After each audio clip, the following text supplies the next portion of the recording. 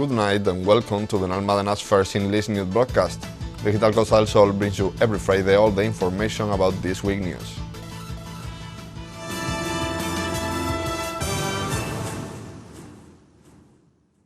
The mayor of Benalmádena, Victor Navas, and Deputy Mayor Pablo Centella attended last Friday a meeting between the Tivoli Workers' Committee and the unions to keep fighting together for the reopening of the park. Tivoli World hosted last Friday a new meeting between the Workers' Committee, trade unions, politicians, and the insolvency practitioner. There, they discussed the current situation of the amusement park and the need to continue fighting together. The mayor of Benalmádena, Victor Navas, and Deputy Mayor Pablo Centella were present, as well as the councilmen Javier Marín and Salvador Rodríguez, or the councilwoman Marisabel Ruiz. Navas showed his full support to the Workers' Committee. We wanted to be present in this assembly to share the latest information, dispel any doubts, and strengthen our unity to find some kind of way out of this conflict. The strategy and position of this government team is aligned with unions and the Workers' Committee, fighting together to achieve the reopening of the park. But we also need both Diputación and Junta de Andalucía to join these claims. Once we add the support of the supramunicipal body and the regional government, we will go to the government of the nation, the European Union, or wherever it takes to claim the continuity of Tivoli. In addition, the mayor stressed that they also need support from other administrations, making a call to all political parties. On numerous occasions, we've asked the municipal groups of the opposition parties to support the initiatives in defense of Tivoli and its workers. We will continue in this line because we believe that Tivoli is vital for the tourism and the economy of the Costa del Sol, and there is no other way to do it than reopening the park. We need the president of the regional government, Juanma Moreno, to verbalize whether or not he is interested in Tivoli reopening its doors, because we have been paralyzed with the situation, hearing excuses like they didn't have judgment or did not know if there was a feasibility report of the park. For his part, Centella explained that it is necessary to protect this icon of the Costa del Sol and highlight that they are still looking for solutions that lead to the reopening of the infrastructure. We've participated in the assembly to share the latest information on the situation of the park and to reinforce the commitment of the government team with the reopening of Tivoli. We've been cautious when it comes to raise our actions in support of the park and its workers. We have worked to shield the park land and avoid speculation and to try to involve other administrations in the solution of this problem. But we have felt very lonely in this matter, missing more involvement by the Provincial Council and the Andalusian government. Without any desire to raise a political conflict, we request greater involvement of the Provincial Council and the regional government to find a solution together. It should be noted that the City Council of Benalmádena approved the urban protection of the grounds of the amusement park Tivoli in the ordinary plenary session of February. Benalmádena is a municipality in full expansion and growth, and it seems that the tendency does not change. City Hall announced this week that our census continues to grow, reporting on the data published by the ENI. The mayor of Benalmádena, Victor Navas, and General Administration Councilman Sergio Torralbo held a press conference on Monday to announce that the municipality continues its growth and the latest update of the INE data, which puts us at around 72,900 inhabitants. Navas valued the data that shows a clear growth of the municipality. Benalmádena has once again increased its number of registered residents. We had a large number of floating population that until now didn't found enough incentives to register in the city. Initiatives from which only registered residents benefit, such as the implementation of aids during the pandemic, residential rental subsidies, economic family aid, or free use of public transport, have offered citizens greater incentives to register in Benalmádena. Registering is also a question of solidarity and commitment. Public services are sized according to this data. Navas highlights that Benalmádena is very close to pass the population threshold to be classified as a city, something that will lead to more investment in public services. This increase demonstrates that Benalmádena is a city of opportunities, that the management of the census is providing adequate, and that the expectations of quality of life are higher than the rest of the province. From the government team knows that Benalmádena must have a limit on the growth of its population to maintain its quality of life, but we are interested in passing the threshold of 75,000 registered inhabitants to become a municipality of large population, increasing the shares in the income to have greater economic resource for the improvement of public services. For his part, Torralbo spoke about the increase and the intention of the City Council to present allegations, since according to his data, the increase is higher. We've decided the provisional result of the municipal census as of January 1st, 2022. Specifically, there are 72,926 people registered. There is a significant increase over the last INE data, with a growth of 2,722 people in just 1 year.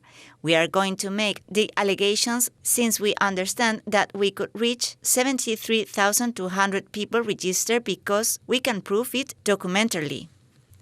The councilman has explained that the INE makes a downward estimate, and also there are usually mismatches with the renewal of the residence of foreign residents.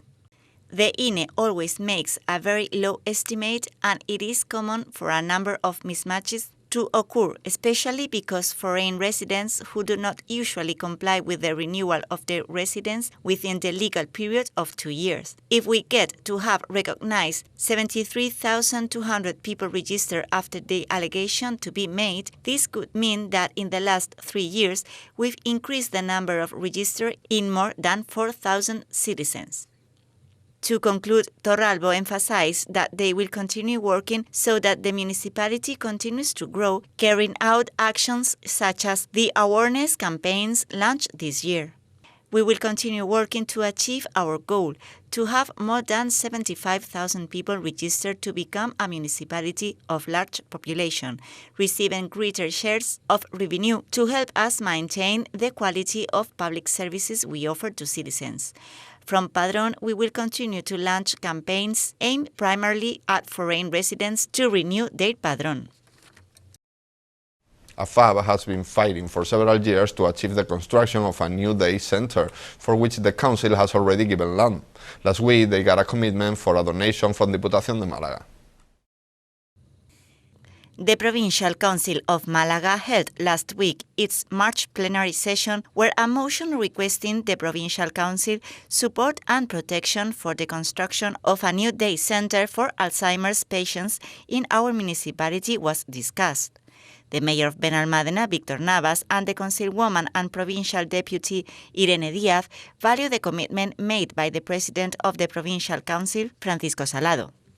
I participate in the plenary session from the Mayor's Tribune to explain a problem that we have had for many years, the lack of a day care center for AFAB, a space to offer a decent care of Alzheimer's patients and coverage to families, allowing them to implement the therapies that the group needs. We made land available to AFAB in 2010, which carried a fee of 14,000 euros per year, and in 2018 we managed to exempt the association from the payment of that fee, putting also in place another direct grant of 14,000 euros per year to help them cope with the payment of the rent of the space they currently use. He also spoke about the case of Fuengirola, where the Diputación already collaborated to make the center a reality, a formula that they want to repeat. Having to rent a space leaves AFAB without economic resource to face the construction of the center, and that is why we went to the Provincial Council to ask an economic help to face this problem. The idea is using the same formula thanks to which the day center Adolfo Suárez in Fuengirola was built. City Council made the land available, Junta gave a grant of 800,000 euros in the years 2008 and 2010, and Diputación one of 300,000 euros. In my speech, I said that we did not want to be less, and that's why Navas stressed that the City Council will do everything possible to make this reivindication a reality. Now we need the regional government to contribute the equivalent part to that granted in the day center in Fuengirola. With these contributions and a little help from entities such as social works of banks, we could reach the amount needed. During the approval of the last budget of Diputación, there were amendments to it by political groups to request that economic items were allocated for the creation of the center, and all were rejected by Diputación. Now, 3 months later, they changed their minds and are committed to deliver this amount, perhaps because of our pressure. For her part, Díaz celebrates that this commitment brings closer this claim for which the association has been fighting for more than 10 years. Thanks to our pressure, a firm commitment has been achieved by Diputación, and that is the path that we must continue working with the regional government, who holds the powers in health and dependency, to get the economic resource that allow the opening and construction of the center. Now the Provincial Council must initiate the procedures to modify its budget to include this item of 300,000 euros or to incorporate it in its accounts for 2023. Finally, she highlighted that the plan is that the center provides care for the whole province. It is a struggle that we have been claiming for a long time, driven by AFAP for more than 10 years, and today is a day to celebrate and put in value the commitment achieved. It will be a regional center which will serve not only the patients of Benalmádena and Torremolinos, but will also respond to the demand of the entire province. We have been fighting for many years to reach this moment, and we will continue fighting and knocking on all the doors that are necessary to make this center a reality as soon as possible.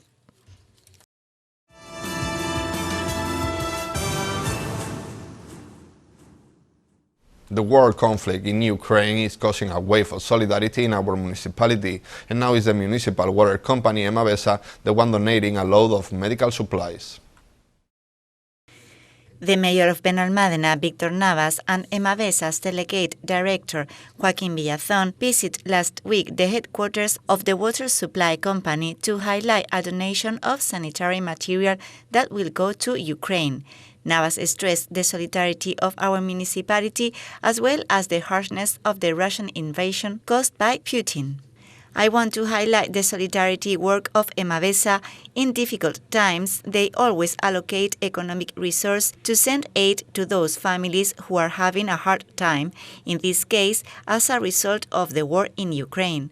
An important donation of medical equipment which will help the Ukrainian people to have more means to cope with the consequences of the Russian invasion. Villazón emphasized that Emavesa is not just a water company and is involved in social causes of all kinds. He also lists some of the materials in this donation. Emavesa decided to buy medical supplies from a distributor in Malaga after different consultations to both civil protection and other organizations. They explained us that they are currently receiving food and clothing, but they also need medical supplies to be able to treat the wounded in hospitals. The medical supplies we've purchased was indicated by the Civil Protection of Benalmádena, and there are more than 15,000 items, such as sterile gauze, tongue depressors, syringes, plasters, 600 disposable shavers, bandages, or thermal blankets, among others. From Emavesa, we wanted to do our part so that Ukraine can cover its most basic needs during the war. Emavesa's manager, Pedro del Campo, and the director of Civil Protection in Benalmádena, Pepe Aguilar, were also present. Del Campo valued the collaboration of Civil Protection. After consulting with different organizations and with the help of Civil Protection, we were advised that the most beneficial collaboration was to provide sanitary material. We have acquired a total of 15,000 items of various types, which we will deliver to Civil Protection so that they can distribute them as effectively as possible. For his part, Aguilar thanked Emavesa for its collaboration and sensitivity. From Civil Protection, we have been carrying out in recent weeks a collection of medical supplies in collaboration with pharmacies in the municipality to help the Ukrainian people in the brutal circumstances they are suffering. The people of Benalmádena always show solidarity with all causes, but in this case, their response is especially overwhelming. We would like to thank Emavesa for this important donation, which will help to meet some of the needs of the Ukrainian people. Finally, he explained that they are in contact with the Embassy and the Maidan Association to coordinate the aid delivery. The Ukrainian Embassy requests us to channel all aid shipments through the Ukrainian Association Maidan. We have already made a first delivery, and with this donation from Emavesa, we will organize a second shipment to the headquarters of the association, from where the material leaves in charter trailers to the Ukrainian border. Tributes to Phil Collins, the Beatles or Supertramp will be some of the main stars of the Festival of Legends. The auditorium of Parque de la Paloma will host this series of concerts that starts next April 16 with a tribute to Nino Bravo. The mayor of Benalmádena, Víctor Navas, and Festivities Councilwoman Pilar Ramírez present this week the Festival of Legends, a series of concerts organized by Alberto Cohen and Joaquín Robles that will take place in the auditorium of the Parque de la Paloma. Navas began by highlighting the importance of bringing quality entertainment to the municipality. This spring and summer, the municipal auditorium will be at full capacity and will offer from April to September a quality musical program for our residents, tourists and visitors at very affordable prices. We will have musicals, theater and these concerts tribute that we present today. We keep working to put Benalmádena on the cultural map. Ramírez has highlighted the quality of the programming prepared this year for the auditorium. This year, our auditorium will be more alive and active than ever, with a full program of cultural events that includes this Festival of Legends, which will fill the stage with great artists from April with spectacular concerts in tribute to great figures in the history of music. For his part, Cohen began by thanking the consistory for its support and explaining that he feels a great attachment to Benalmádena. This year we have worked really hard on our program, as can be seen in the variety and quality of shows focused on all audiences with tributes to artists who have marked the history of music. My company has a close relationship with Benalmádena as it was born in the business incubator of the Innova building. I want to thank City Hall for their support. The organizer reviewed the events prepared with tributes to Nino Bravo, Elvis, Beatles or Supertramp. On April, we will have tributes to Nino Bravo and Spanish pop or the Elton John Experience. In May, the duel between Beatles versus Rolling Stones or Elvis Presley and Friends. On June, there will be a tribute for Supertramp. September will be a busy month with a tribute to Phil Collins and other artists. A show for kids to discover the music of Michael Jackson, the Beatles Day, a Pink Floyd tribute, and an 80s party. Tickets can be reserved by calling 633-647-260 and can be purchased at elcorteingles.es. And these are today's headlines.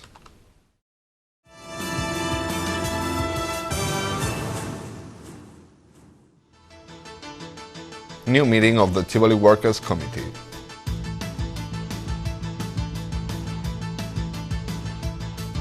Benalmádena approaches 75,000 inhabitants.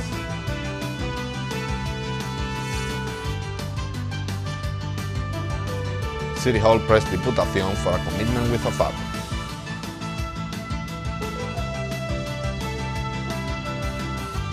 Emavesa shows solidarity with Ukraine.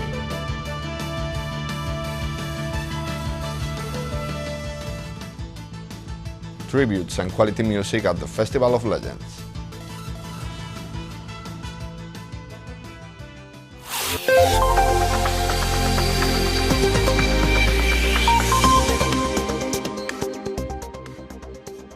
The weather forecast for the weekend will leave us with skies with cloudy intervals decreasing to slightly cloudy in the afternoon, Minimum temperatures in decline in the interior and unchanged on the coast. Maximum temperatures in decline on the coast and unchanged or rising in the interior. Winds from the east. And that's all. Thank you for watching us, and remember, you can stay updated on our website or social media profile on Facebook and Twitter. Have a good night and enjoy the weekend.